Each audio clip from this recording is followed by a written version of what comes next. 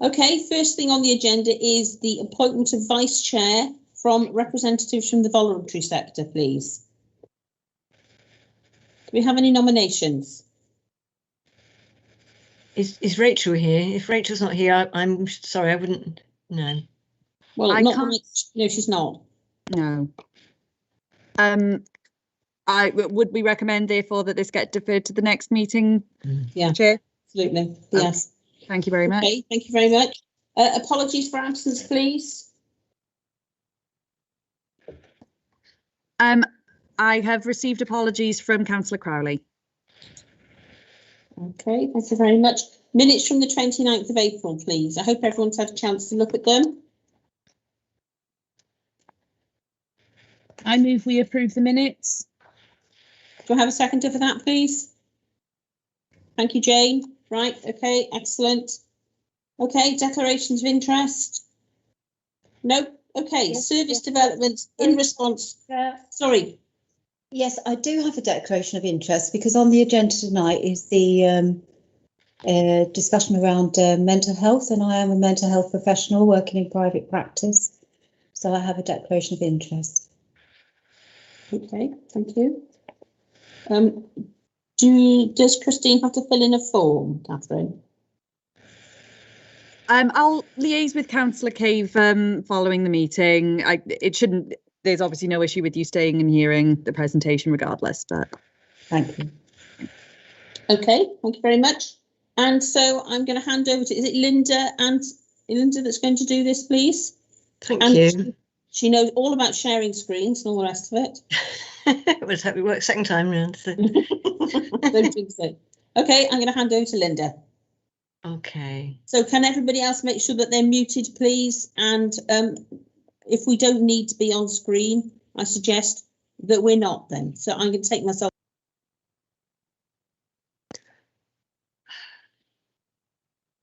Okay, I've lost the apologies for this. I've just lost it. It was up just now. I've just lost the presentation. So bear with me while I go and find it in documents. Right. Am I sharing? Can you see that?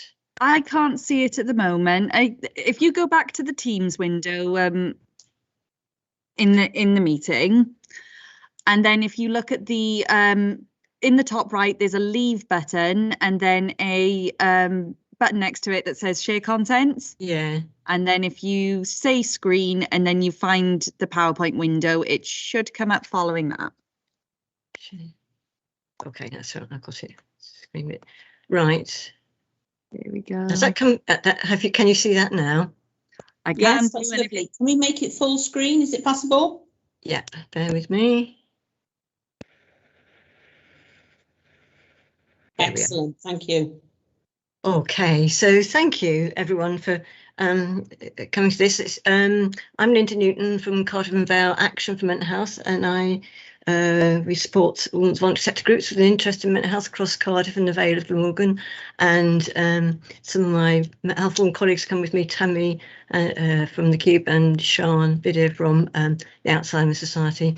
And we were hoping a few more members would be able to come and help present and share with me, but unfortunately they've had to give apologies, so for various different reasons. So it's just myself, Tammy and Sian. So I know we gave an update last autumn, I think it was, or yes, about that time, in relation to third sector in the Vale and in relation to mental health and what's been happening since COVID and the impacts of COVID. So this is really just an update on development of services following on since the new year, if that's okay.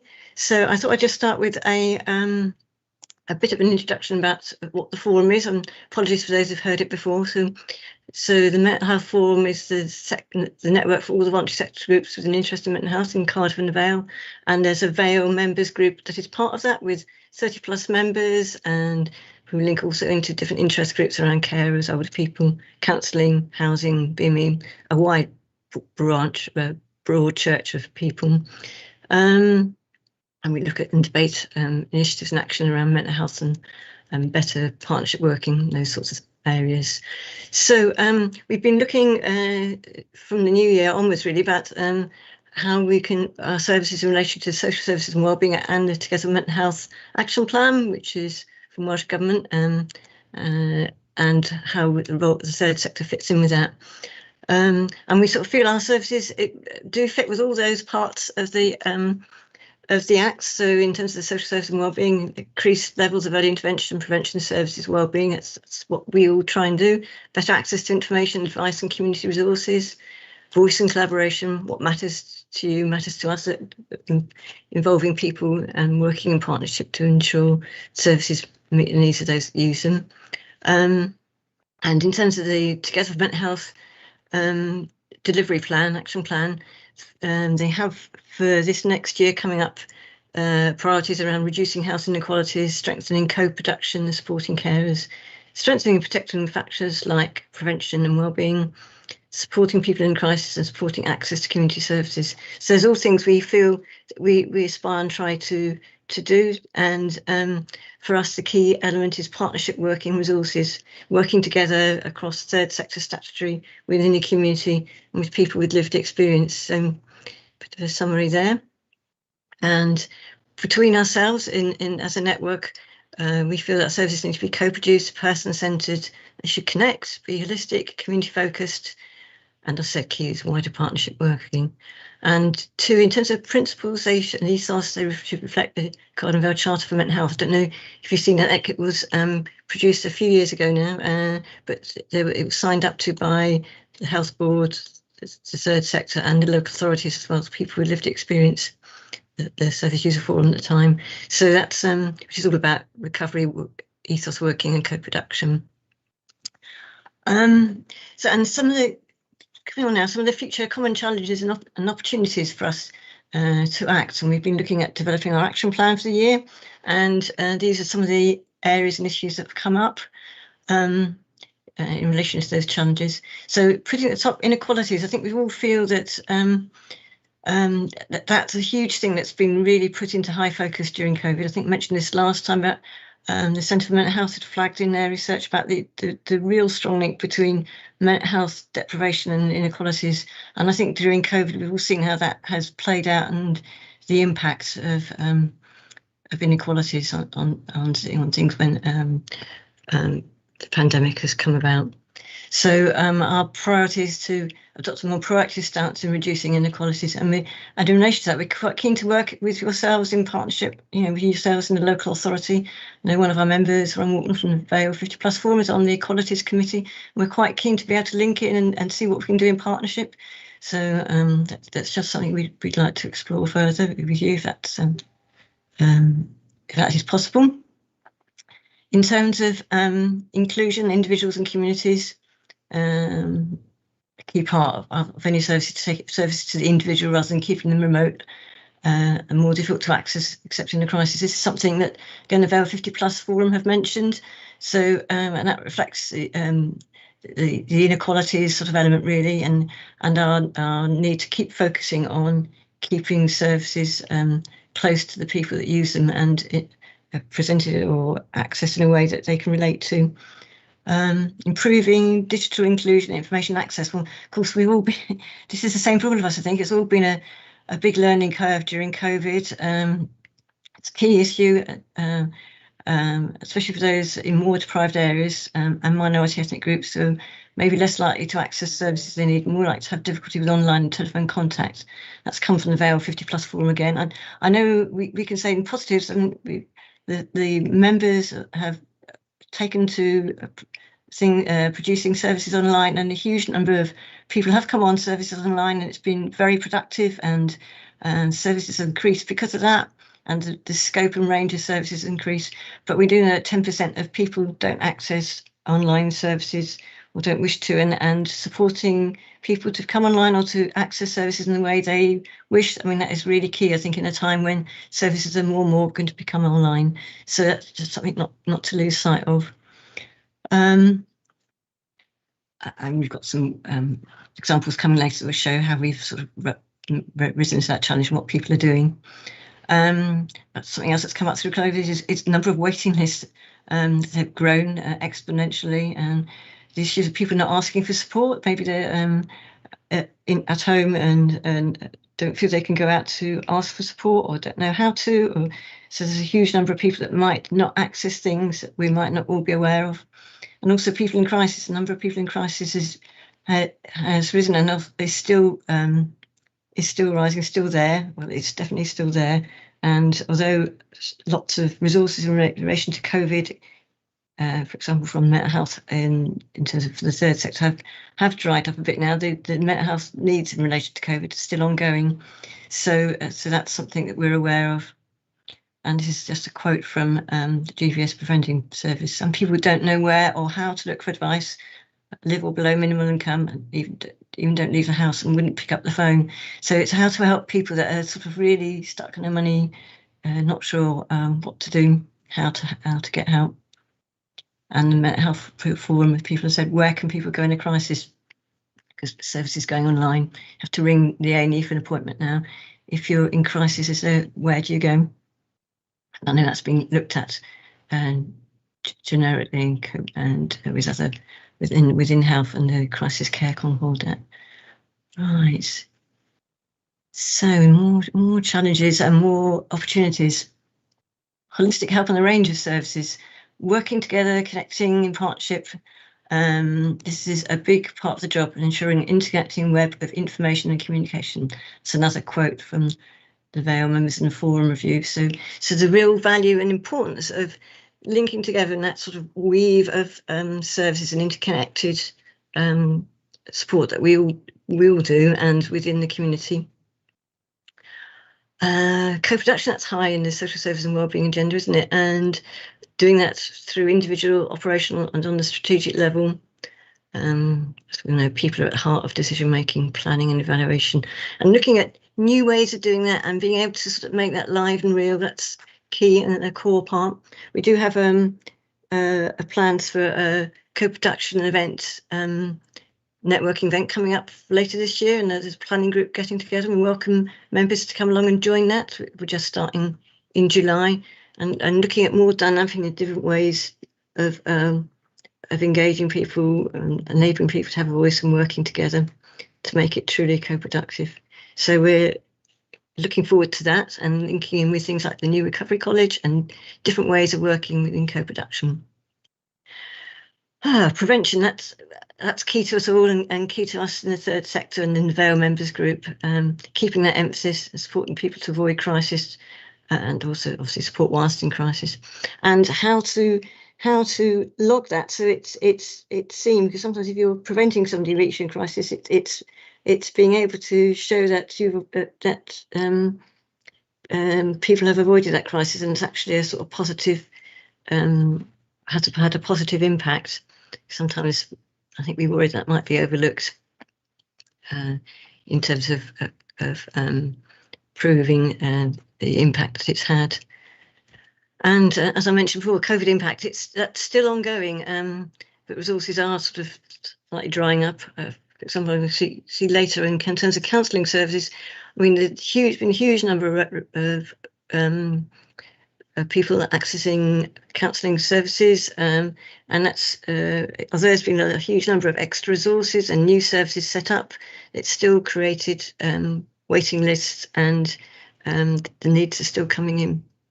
So COVID impact is still there. People are still facing that impact, and it's having an effect. So we're just going to go next into some of the different services that some of the Vale members are doing, and what new services have developed since the new year. And again, I know Sian, and I can't see you, but Sian and Tammy, you're there, and if you want to add in anything at any point, please do, because this is just a summary. So it works because everybody's voices come in together, better than me droning on here. So we'll talk about community resources. Fortunately, Helen from Mind in the Vale couldn't be with us tonight. She was hoping to be here. But they provide bespoke person-centred services, working with all agencies in the Vale. I'm sure many of you know Mind in the Vale. So in terms of new services, they've got extra staff for guided self-help, They've got a single point of access now to for people to access their service. They've just got 2 new wellbeing and social prescribing workers linked to the Central Vale GPs and the new social prescribing schemes that are rolling out through GP practices. And their peer support is continuing. They continue this the mix of face-to-face and online, and the resource centres still remain. So I know they've been meeting outside in social activities outside in parks and places like that through this crisis. And this is a quote from them. "Since COVID, we have reached more people through having to find new ways to communicate. We have become so much more accessible in so many ways." So I know they feel they've reached that having to move services online has enabled them to reach more people and expand their service.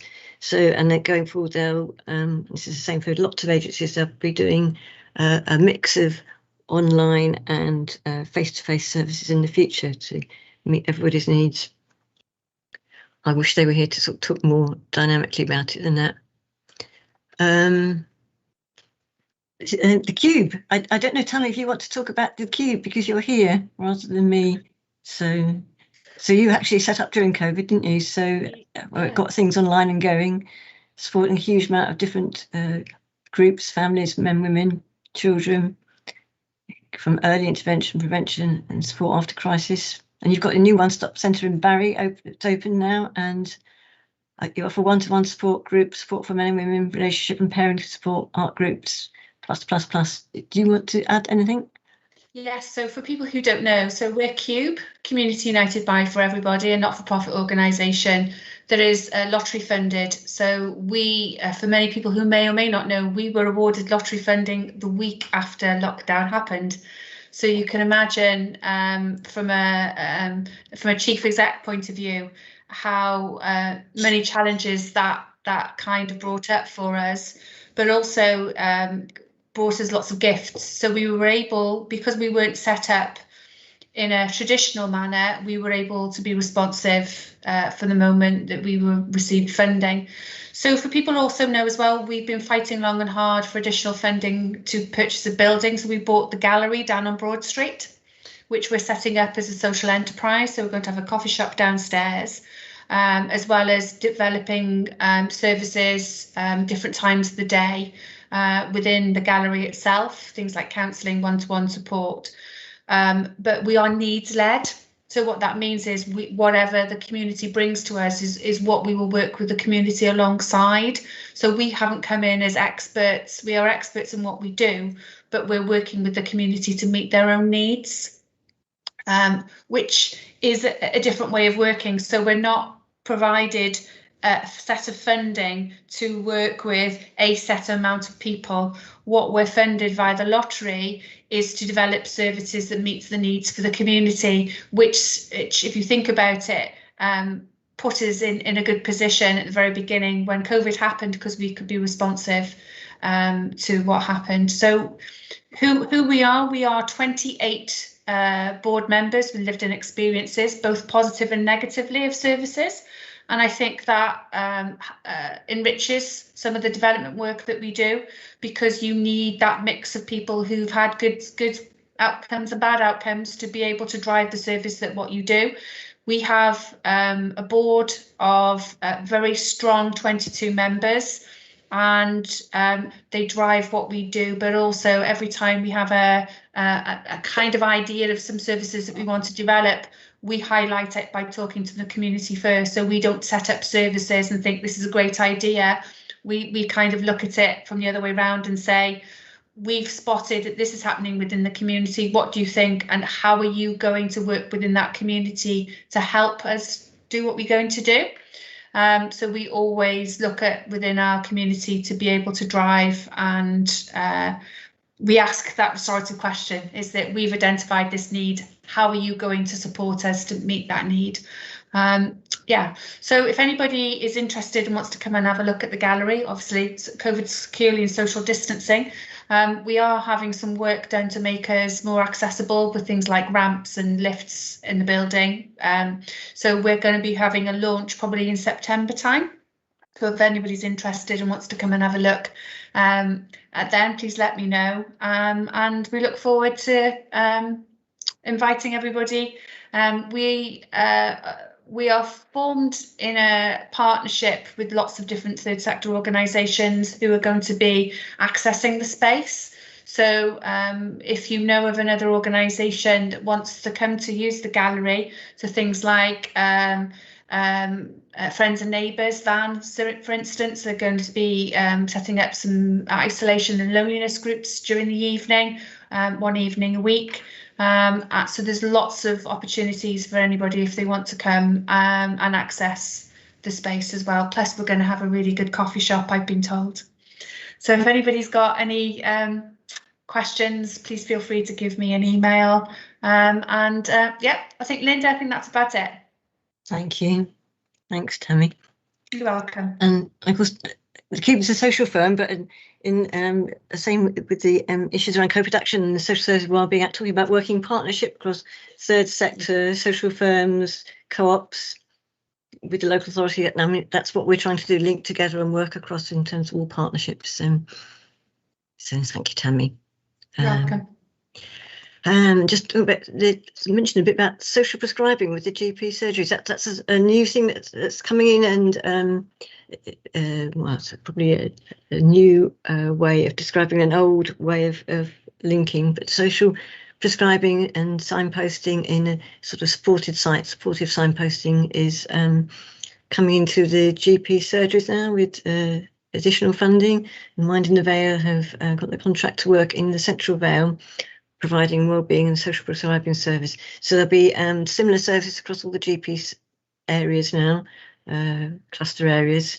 So, and that's about supporting people into activities and support that they would want, and enabling them to access that rather than just providing a leaflet, and sort of a more constructive way to enable people to become involved and get what they want, what they need from things. In terms of mental health matters, they're similarly working together to build community links for older people living with mental health issues or dementia coming out of hospital. That's been funded via Mental Health Services for Older People, and they're similarly linking with lots of groups within the community to enable people to become supported and actually more anchored in locally. And then it's not social prescribing, but to mention the GVS befriending scheme, work with yourselves and the council and the health social care services by providing information by phone or personal visits to the most vulnerable people for emotional support. And that's continued through COVID. So that's, and then we've got going on to housing support. There's a number of agencies within our network who provide housing support and mental health and substance misuse support. So platform here, they're continuing range of housing support, and in response to COVID, we've got a new 24/7 on-call service to support those feeling suicidal. And they link with Pobble in terms of the Pobble's new drop-in on Holton Road, which is open for housing advice, and they take referrals from there. And I know that's supported by their local organ councils. That's really supportive, and we've got other agencies, Havard and Nowheres, who are linking with us as well. So counselling, I mentioned a bit about counselling services. So we've got a leaflet about counselling services covering the area. There's quite a few, and we meet monthly as a sort of mutual support group and support group to enable sort of sharing information about waiting lists and what people can do better and how they can work together. So there's been a huge rise, as I mentioned. Waiting lists have grown longer, and there's been lots more resources, and which has been brilliant. Waiting lists continue to grow, and there's lots of counselling services have gone online, like everything else, or by phone. Breathe, which is a sort of offshoot of Platform, a social firm, have got additional counselling funded to September and provide counselling in 12 different languages, which is very helpful from people from minority ethnic communities. CTSCW has developed its online service since March. Again, like the Cube, since COVID started, providing counselling for carers for people living with mental health or dementia. And there's been new counselling services set up in Mind in the Vale, who got a waiting list, so that's closed at the moment, and T Happy's, which is about young onset dementia, and lots of other services through, which you can see through the Counselling Services leaflet. And alongside that is the guided self-help, which is funded by the House Board, which is provided by Minds in the Vale, which is provides support around about 10 or 11 different areas, from anxiety, depression to hoarding, or lots of different areas really to support people. And that's mostly through online or telephone. Did you want to say something, Tammy? Yes, Amelia has a hand up. I think she had a question she wants to ask. Oh, I'm happy to wait until the end of the presentation. Oh, that's okay. Thank you. I just wanted to let the chairman know that I have a question at the end of the presentation. Thank you. Brilliant, because all I can see is the screen with the PowerPoint. I can't see anybody else or anything, so you have to just shout if you've got anything. So sorry. Thank you. I don't know if you wanted to add anything, Sean. Alzheimer's Society have got a new service alongside Samaritans with bereavement counselling. Did you want to say anything about that? Yeah. Do you want me to talk about what we're doing as well during COVID? Yes, please. Yes. So we've continued to support people throughout COVID. We provide dementia support for people and families affected by dementia throughout the journey. So that could be people that are worried about their memory, then waiting for diagnosis, then after diagnosis or during diagnosis. And we provide emotional support, information and signposting to local services. Something that's really taken off, during COVID is our groups supporting carers and people affected by dementia. And prior to COVID, these were face-to-face. But during COVID, all these now and more are available virtually. And we found that they've been hugely successful. They've helped reduce loneliness and isolation, and they've been there to support carers throughout, a really difficult time. But they've also helped people, gain a little bit of IT literacy, because our group coordinators have been working outside of the groups with carers and people with dementia, just helping them and showing them how to get online. And they've used those skills then with the groups that we offer, but they've also been able to transfer those skills to accessing other groups. And then some of the things that we've been doing, as Linda referenced, is we've worked for several years with Crew's Bereavement, and just prior to COVID, we started a new partnership project which looked at supporting people throughout the journey of dementia. So prior to bereavement, but through all their kind of feelings and the grief and loss, while a carer or someone newly diagnosed with dementia begins that journey. So during COVID, we've referred people to Crews, and also we've been able to refer people who have experienced bereavement. So there's kind of two strands there, which I hope makes sense. So that's kind of the gist of what we've been doing in Alzheimer's Society. But yes, we've delivered all our services through telephone or virtual support. And as we move kind of now to delivering services more face-to-face, because of the success of the virtual online groups, we will continue with offering some of those alongside face-to-face groups. Thank you, Sean. That's very helpful. Okay, just to hear a bit about Carers Trust for South East Wales, and talk about the carers counselling. Peer support groups are continuing. Carers Gateway has received extra funding. I think you would know, for resources for carers and wellbeing connections. It's been hugely successful and welcome. Haval continue to support adult mental health carers online and some face-to-face visits. Sean, thank you, with the Alzheimer's Society. So this is just rocketing through, but it's just a sort of sample of some of the services, but it's just a sort of bit of a flavour. So Join the Dots, that's links for young people to have a voice in how services are planned and delivered, and it's young people aged 11 to 25 and groups supporting young people.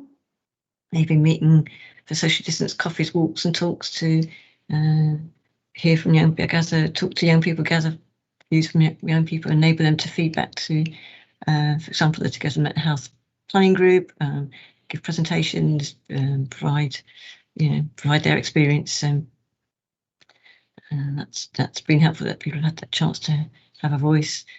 The Change, Grow, Live Wellbeing Service, that's funded by CAMS, managed to carry on with video calls and on support via the phone.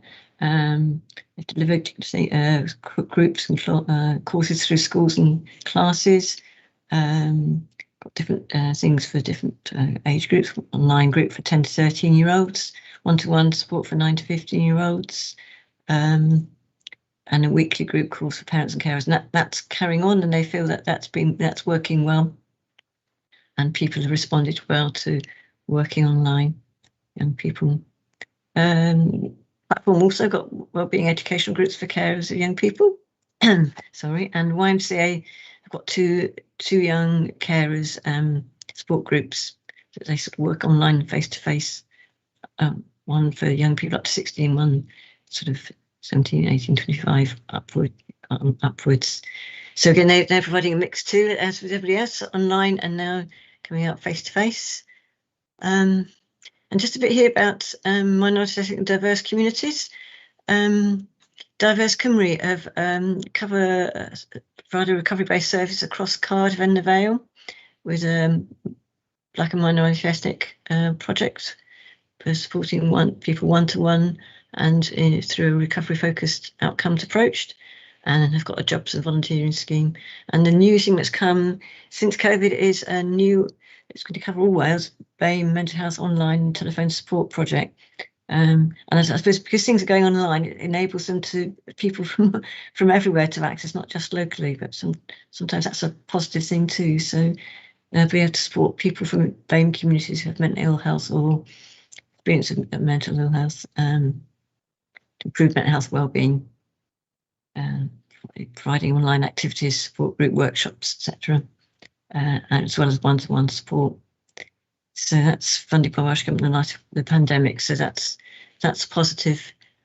In terms of diversity, we're CAVAM. We support people, involve people with in groups to have a voice, and as part of that, we're appointing a diversity involvement worker to connect and involve people from minority ethnic communities and from other diverse communities. So that's to sort of improve people's ability to have a voice there. We redesigned our Standing Up, Speaking Up out training course online to attract more people. As I mentioned, we're coordinating a multi-stakeholder event around co-production, which everybody is welcome to come along to or to help with the planning. And I think that is it. The other one area and agency that represents that would be good to mention is debt advice and welfare rights advice. And just to mention that Riverside Advice have still been providing their service online in relation to those areas. It's always extremely well received. They've received funding to connect with carers and people with dementia and young onset carers through a very small pot of dementia friendly communities grant. And there's feedback, I didn't put the feedback, but the feedback is huge, what they say that they get from that service in terms of alleviating stress. They say it's better than any mental health service, having knowing that your income is resolved, and I think they get back £26 for every £1 spent on the service. So £26 it goes back to those individuals in terms of getting the resources and the benefits that they are entitled to. So I just wanted to mention that. And I think that was it. So I need to close this.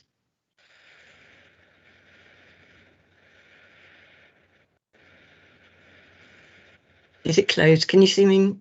No, it's not. Perhaps you need to cross it off at the top. Have I crossed it off now? It's off. Yes. It's off on my. Yes. Gone. Okay, thank you very much for that. That was very comprehensive and really interesting. I mean, I was particularly interested in the cube, and in fact, I'm going to recommend that the whole presentation goes to the Health and Social Care Group committee that will meet. Well, it will meet next month, because I think that this is something that is more important than just this committee, that they should know what's going on as well. So I will talk to the chair of the committee and see whether he can find space for you, because I think that this is very important. You know, you're only talking to 3 or 4 councillors here, and we can go out and spread the word, but I think it's important that other people see what you're doing as well, because it's so important. Every councillor will tell you that we've been having, you know, these kind of inquiries and these kind of concerns, you know, particularly about abuse, domestic violence, and people who've had absolutely nowhere to turn. I'm sure if I had everybody on screen, they would be all nodding and saying exactly the same thing. And it's the hardest thing to help people with, you know, because it's so, each response has to be so personal, doesn't it?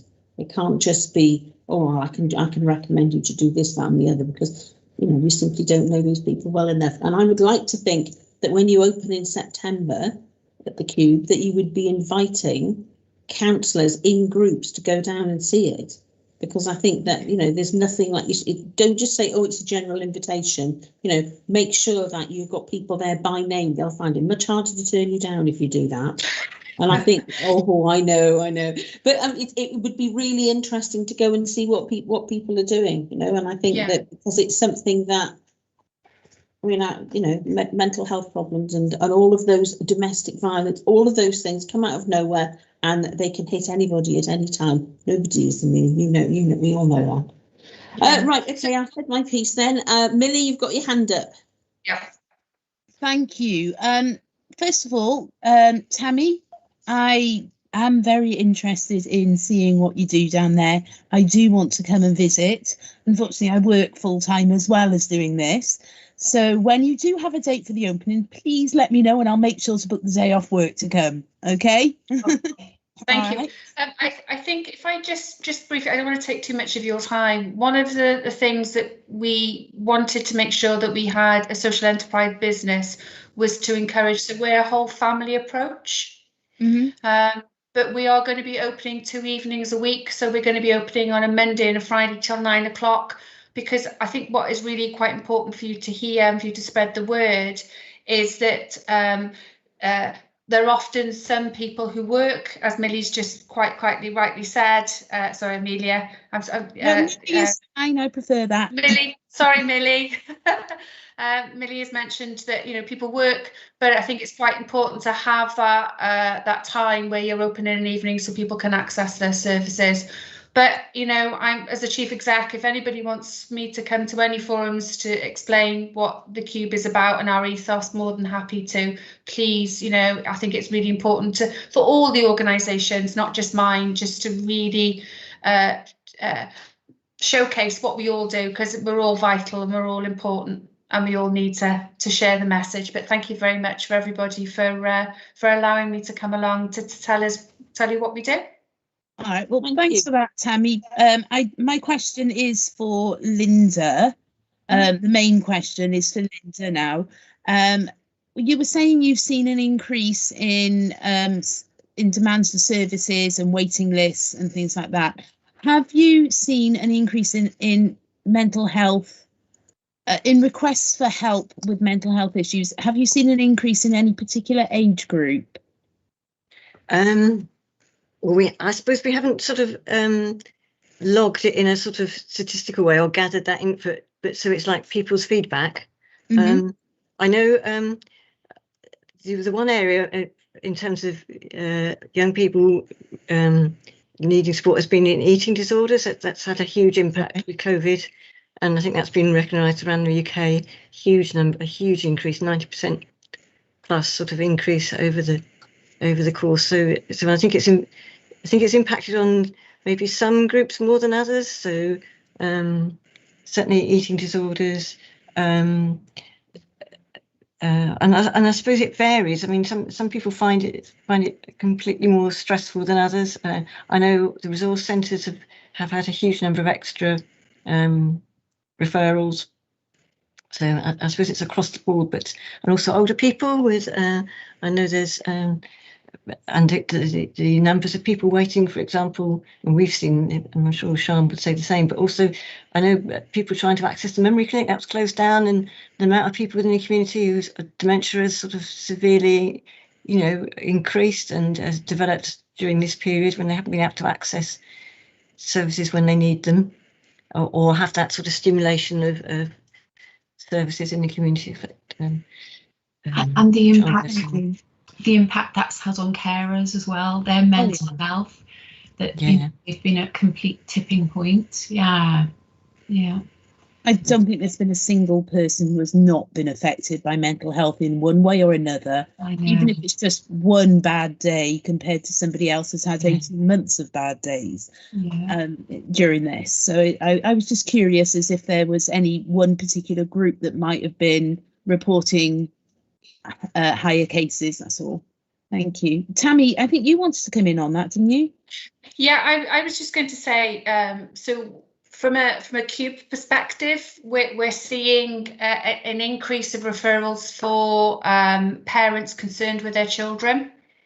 So from our point of view, because parents are able to, because we have a very high presence on social media, so Facebook, Twitter, and all the usual platforms, TikTok and everything else. So there's quite a lot of stuff out there, but we're finding an increase of parents contacting us, but more around relationship work, things like parents feeling anxious about their children going back to school because of COVID, but also about the increase around regulation of emotions, children either closed down, not able to express emotions, or hyper stimulated emotions, anger, eating disorders. Our youngest referral quite recently around anger and withdrawing emotions. The person was age of 3, so mum was concerned a 3-year-old had completely shut down. So our oldest referral, so you're right, there's lots of different pockets of communities out there. I think everybody is impacted as everybody else, but we will start getting another increase of more referrals because support workers are now going back to the community. So the world is opening up. So where before we used to be relied on the referral pathway. So a support worker would say, oh, this service, would you like to try? During the pandemic, where support workers weren't going out and only working crisis work, people were actually approaching you directly. Now, ironically, and I think this is something that we need to kind of be more proactive and work on, is that during the pandemic, people were directly accessing support. So it's how do you now keep that encouragement? Because if people directly access support themselves, it's called the buy-in. People are more likely to access that support and that service rather than referred by a third party. So as a third sector organisation, all of us are now rethinking, okay, how can we still keep that presence out in the community so we become more accessible by the community rather than directly by another organisation, if that makes sense. Yeah. Thank you both. Thank you, everyone. I haven't got any more questions, so I will shut up now. Thank you. Okay, thank you. Is there anybody else that wants to say anything? No? Okay, any more councillors? No? Right, I think Tom has put in the chat that he would like, is it Tom? Put in the chat that he'd like to have a copy of the presentation. Yeah, and I think, Linda, you put a copy of the presentation, you've given it to Catherine, and she's going to send it on to everybody else if they want to. Is that right? Yes, I sent it to Catherine. Yeah, so hopefully that will be able to go around. Right. Okay. Because I was hoping to send it on to the Chair of Health and Social Care and ask him to have a look at it so we can include it into his next agenda. Okay. Thank you very much. Is there anything you want to ask us while you're here? I suppose from our perspective, what we're keen to do is link in terms of equality and co-production, all those elements with, and we think anything that's happening within the council. So because that's sort of a key area, if we reflect on what Tammy says about linking with people where they're at and those needs and deprivation and those social factors are so key in terms of the impact on mental health. So we're keen to link across with the local authority in terms of work around that and what we can do in partnership together. So if there's any committees or groups or actions or activities going on, we'd be really happy to work together on that. Right. Okay. We'll make sure that you're made aware. Okay, Catherine. Hello. Yes, I was just going to say, obviously, from a youth services point of view, I assume you have contact with the Vale Youth Service, do you? Yes. Yep, that's fine. Yeah. Lovely. And then sterling job. Yes. No, excellent. And then we got with Join the Dots. We link with groups supporting young people and youth service links with that, and we connect together. And then the other thing I was going to say was in relation to I'm kind of aware, Tammy, that the Cube offers services in relation to arts to help young people or help whoever you need helping in relation to their mental health. So I wondered if you'd had any conversations with any of our departments in relation to obviously the pavilion that we're now back in control of, and that is a culture centre, Arts Central. So if you want to drop me an email, I'm more than happy to come and meet you if you have that conversation. I'll be cabinet member for youth services and the arts. Lovely, thank you. That would be absolutely amazing. So you may be aware of Katia Stiller. I do know Katia, yeah, absolutely, yes. So, and I had a conversation with her very early on, and then a million things happened.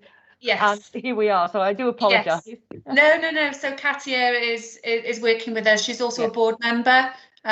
So as you know, some of the works that we do in terms of youth service. So Catherine Donovan, who's our children and family worker, during COVID, through funding through the youth service, set up something called Zen Dens. Yeah.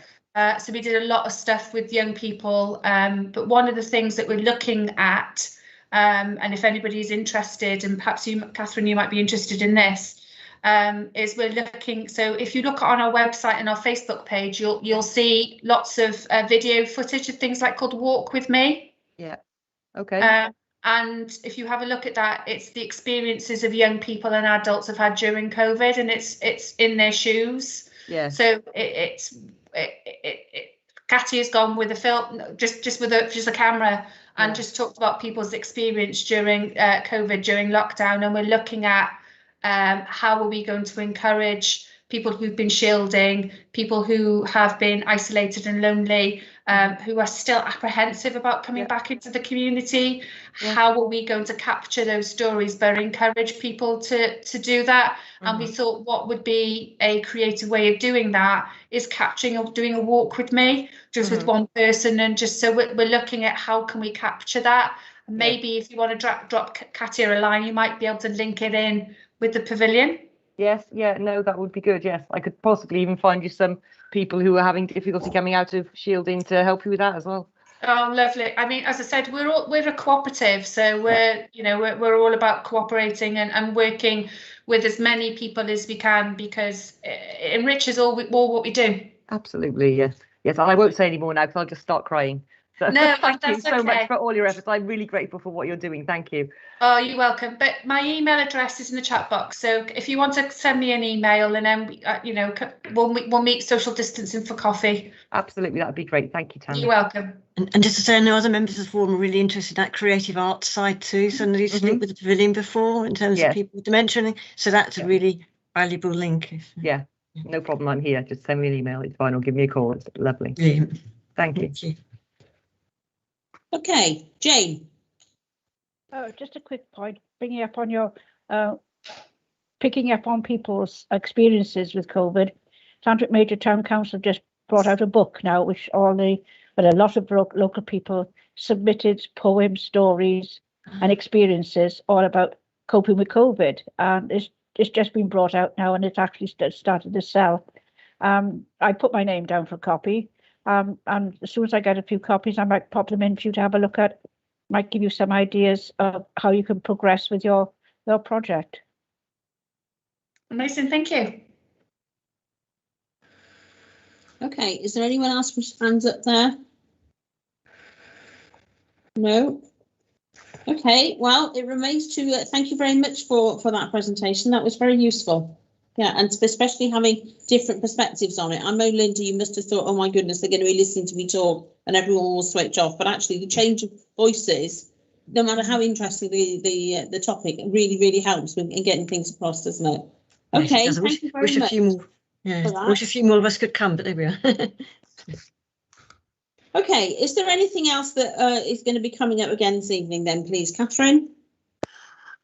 I just wanted to say, Chair, I know that you recommended, well, you suggested earlier that this should be taken to Healthy Living and Social Care Committee. I was wondering if perhaps actually sending the link to the recording to all elected members with timestamps regarding the specific sort of cube items, it might have a wider reach. Would that be sort of a good suggestion to you? Yes, I think it would, but I do think that it needs to be heard again in the committee as well, because I think having the extra of, you know, people coming along and talking you through it adds to it tremendously.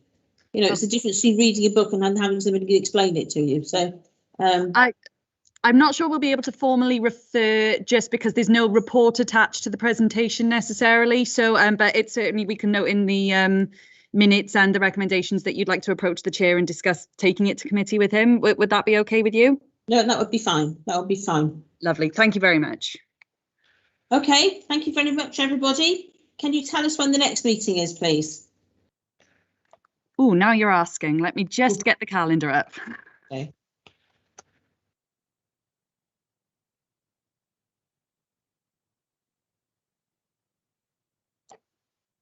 Fine.